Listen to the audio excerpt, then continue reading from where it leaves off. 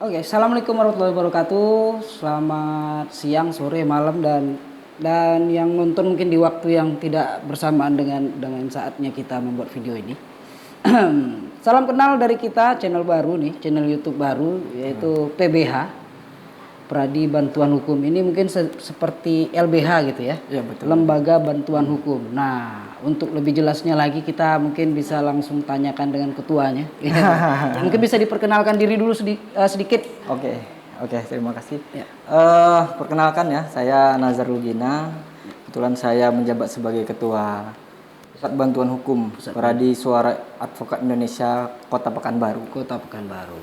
Jadi rencananya kita mau bikin planning di channel YouTube PBH official ini konsultasi bagian hukum lah gitu ya. Betul ya. Yang mungkin hampir banyak mungkin orang awam masih bertanya-tanya tentang persoalan-persoalan hukum yang dijalani sama mereka. Dan juga kita perlu tahu PBH ini, Bang. Kira-kira apa sih perbedaannya antara PBH dan LBH itu apa sih gitu? Baik. Jadi sebagaimana termaktub di dalam undang-undang kan ada namanya bantuan hukum, OBH, organisasi bantuan hukum. Jadi organisasi bantuan hukum ini bisa saja PBH, bisa saja LBH atau bentuk yayasan dan lain-lain. Nah, kebetulan PBH ini adalah Pusat Bantuan Hukum yang terafiliasi langsung oleh Pradi. Oke. Nah, jadi Pradi Suara Advokat Indonesia di sana membentuk suatu OBH atau organisasi bantuan hukum yang dinamakan sebagai PBH. PBH, Pradi Bantuan Hukum. Pusat Bantuan Hukum. Oh, Pusat Bantuan Hukum. Bantuan Oh, tak kira PBH itu Pradi Bantuan Hukum. Bukan rupanya ya. Bukan. Jadi perbedaannya antara PBH dan LBH itu posisinya sama kah atau ada perbedaan? Kalau secara tujuan tentu sama, hanya saja mungkin secara teknis mekanismenya berbeda. Kalau LBH ini kan biasanya bersifat pribadi ya. Artinya seseorang berkumpul bisa saja buat LBH. Nah, kalau PBH ini dia afiliasi dari Pradi, yang membentuk itu Pradi. Jadi kita terpusat, ada yang ada di daerah dan ada juga yang di nasional, tingkat nasional, ada yang pusatnya ada gitu di Jakarta. Selama ini dalam kita mendapatkan klien, ya bahasanya klien ya kan? Klien ya, boleh. Benar kan? Nggak ada perbedaan kan? Gitu Nggak ya? ada, sama. Oke. Dalam kita mendapatkan klien itu apakah kita didatangkan klien atau kita yang mereka klien sendiri yang hadir ke PBH untuk minta bantuan hukum gitu? Baik, tentunya kita awal mula kita sosialisasi ya. Jadi PBH ini adalah sebuah wadah sebenarnya, sebuah wadah untuk membantu masyarakat yang mempunyai persoalan hukum, namun dia tidak memiliki biaya untuk membayar seorang jasa pengacara. Nah, PBH inilah solusinya, karena PBH ini orientasi kita adalah untuk membantu masyarakat yang kurang mampu, begitu. Berarti ada syarat-syarat tertentu untuk menjadi klien PBH itu? Ada, jadi untuk di PBH sendiri itu ada prosedurnya. Yang pertama, yang terpenting itu dia melampirkan surat keterangan tidak mampu. Oh, surat keterangan tidak mampu. Iya, surat keterangan tidak mampu, kemudian mengajukan permohonan bantuan hukum maksudnya, lalu menceritakan secara singkat mengenai perkara yang sedang dihadapi, baik oleh keluarganya atau dia sendiri secara langsung. PBH ini terkhusus nggak cuma membahas masalah pidana saja atau juga perdata juga menjadi bantuan hukum juga? Kalau untuk PBH ini sejauh ini masih umum juga, sama dengan yang lain. Yang menjadi orientasi adalah orang yang meminta bantuan hukum ke kita itu secara secara orientasi kemampuannya, finansialnya itu memang tidak mampu, ya pasti kita bantu gitu. Gitu. Berarti ada juga mungkin ketentuannya dari pihak kepolisian yang mungkin membutuhkan bantuan hukum dari PBH juga kita bisa membantu atau bagaimana?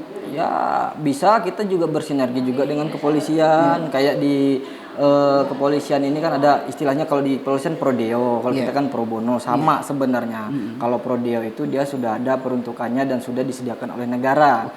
Nah, kalau pro bono ini memang cuma-cuma kita bantu, tidak ada meminta imbalan apapun gitu di situ. Apalagi jasa ya, dalam hal ini kita pure memang membantu masyarakat itu, membela masyarakat terkait persoalan hukum, ya tidak dibayar di situ.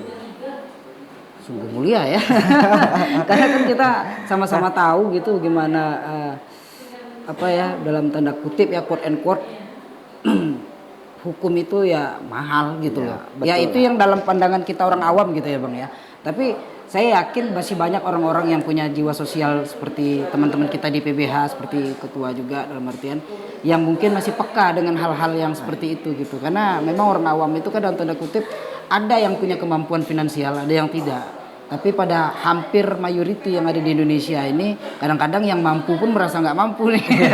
Itu gimana cara menangkisnya?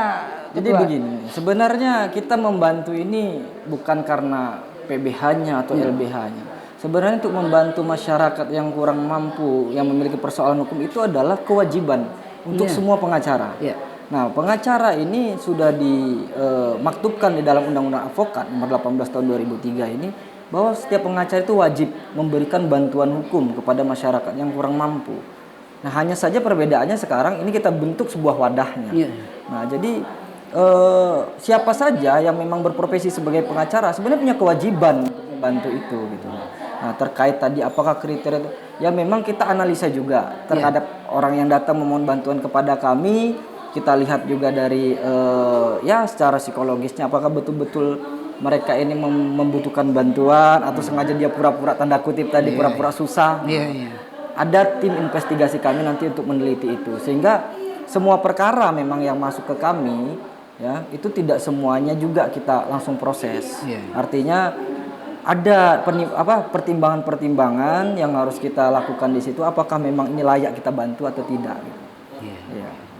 Ya berarti kan PBH ini tidak jauh berbeda dengan LBH dalam karena kan orang awam sih tahunya ya LBH kan. LBH dan PBH itu ternyata sama gitu ya. Oke, kira-kira kalau mungkin ketua tahu PBH ini terbentuknya udah lama atau baru ini itu gimana? PBH ini sebenarnya sudah lama, hanya saja untuk kepengurusan itu dulu tidak sempat hidup ya. Artinya kalau untuk PBH Pradisai Kota Pekanbaru itu sendiri itu baru sekitar 1,5 tahun ini kita berdiri dan langsung dilantik oleh Ketua Umum PBH Pusat. Ya. Di sana juga disaksikan langsung oleh Ketua Umum Pradi, Bapak Junifer Girsang. Ya. Nah, itu baru 1,5 tahun inilah berjalannya. Baru 1,5 tahun ini berjalan. Tapi saya baru dapat kabar ini informasinya PBH Pekanbaru katanya mendapat runner up di kancah nasional. Ini gimana? Ini saya perlu luruskan ini dulu. Jadi alhamdulillah. Jadi di tanggal 25, 20 sampai 27 itu Pradi Suara Advokat Indonesia kan mengadakan rakernas di Makassar.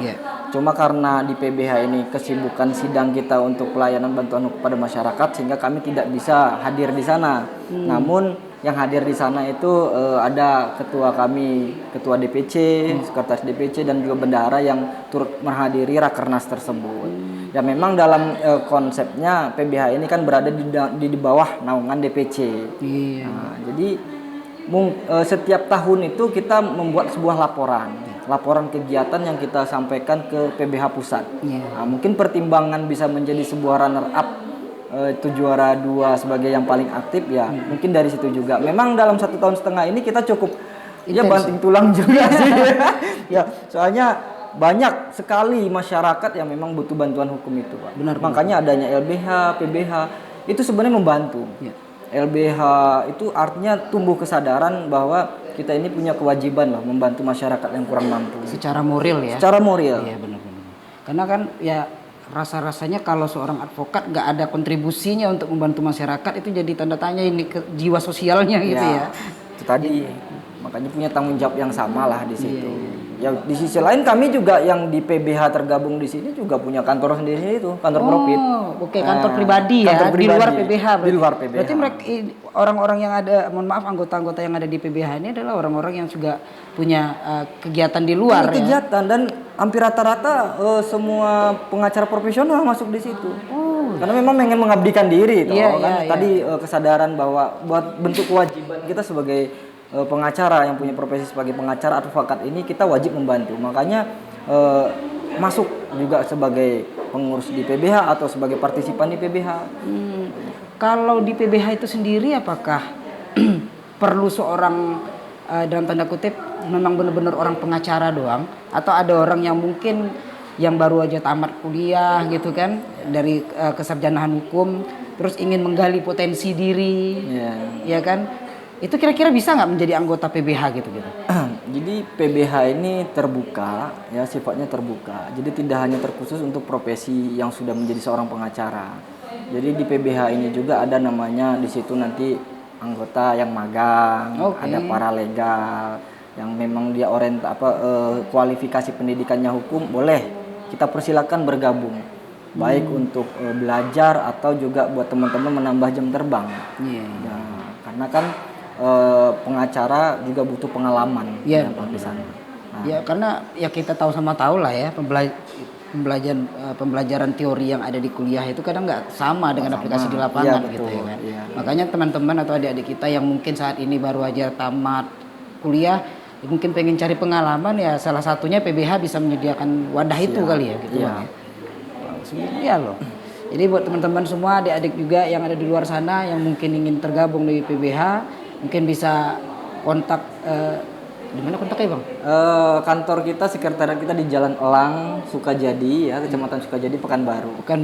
Jalan Sukajadi, Pekanbaru. Dan ini menjadi wadah buat teman-teman semua, buat kita juga, dan kita jadikan channel YouTube ini ke depannya mudah-mudahan kalau memang sesuai rencana Allah lah ya dalam artian ini bisa memberikan edukasi juga buat teman-teman semua.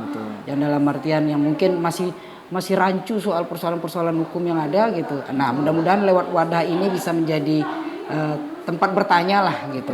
Dan kita juga butuh kritik dan saran buat teman-teman yang mungkin dalam kita menyajikan sajian ini mungkin ada yang terkurang atau mungkin ada yang terlebih, kita mohon dikritik dan saran ya gitu ya Bang ya.